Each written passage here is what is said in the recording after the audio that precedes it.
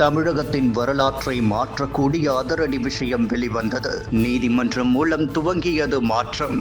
யாரும் எதிர்பாராத ஒரு பெரிய திருப்பம்.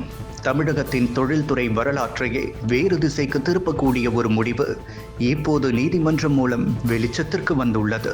தூத்துக்குடியில் கிரீன் காப்பர் என்ற பெயரில் உருவாக இருக்கிற புதிய தொழிற்திட்டம் இனி தமிழகத்தின் வளர்ச்சி பாதையையே மாற்றக்கூடிய ஒரு கேம் சேஞ்சராக மாறலாம் என்ற எதிர்பார்ப்பை உருவாக்கி வருகிறது. கடந்த டிசம்பர் 2025 சென்னை உயர்நீதிமன்றம் எடுத்த ஒரு முக்கிய உத்தரவுதான் இந்த மாற்றத்துக்கு துவக்கமாக அமைந்துள்ளது. வேதாந்த குழுமம் தமிழக அரசிடம் கிரீன் காப்பர் தொழிற்சாலை அமைக்க அதிகாரப்பூர்வமாக விண்ணப்பிக்க வேண்டும் என்று நீதிமன்றம் உத்தரவிட்டுள்ளது.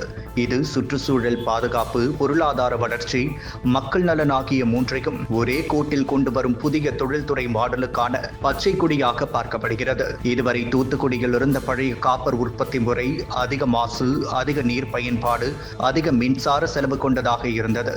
ஆனால் புதிய கிரீன் காப்பர் மாடலில் 70% மூலம் கன்சென்ட்ரேட், 30% குறைந்த கார்பன் கொண்ட ரீசைக்கிள் செய்யப்பட்ட காப்பர் பயன்படுத்தப்பட உள்ளது. இதன் மூலம் மொத்த உற்பத்தி திறன் 4 லட்சம் டன் வரை உயர்த்தப்பட உள்ளது.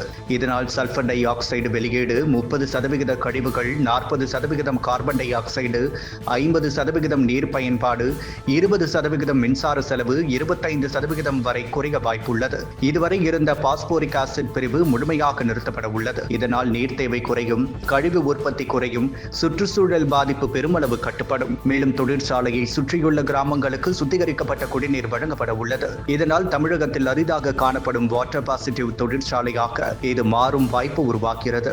மக்கள் பங்கேற்புடன் நிர்வாகம் நடக்க லோக்கல் மேனேஜ்மெண்ட் கமிட்டி என்ற புதிய அமைப்பு உருவாக்கப்பட உள்ளது. வேலை வாய்ப்புகளில் 80% உள்ளூர் மக்களுக்கு முன்னுரிமை வழங்கப்படும். சமூக வளர்ச்சிக்காக 100 கோடி ரூபாய் தனிநிதி உருவாக்கப்பட உள்ளது.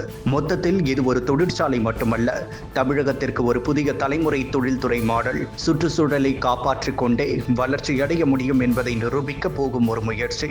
நீதிமன்றத்தின் இந்த ஒரே உத்தரவு இனி தூத்துக்குடி மட்டுமல்ல, தமிழகத்தின் தொழில்துறை எதிர்காலத்தையே மாற்றும் துவக்க புள்ளியாக மாறலாம் என்பதே இப்போது பேசப்படும் பெரிய எதிர்பார்ப்பு.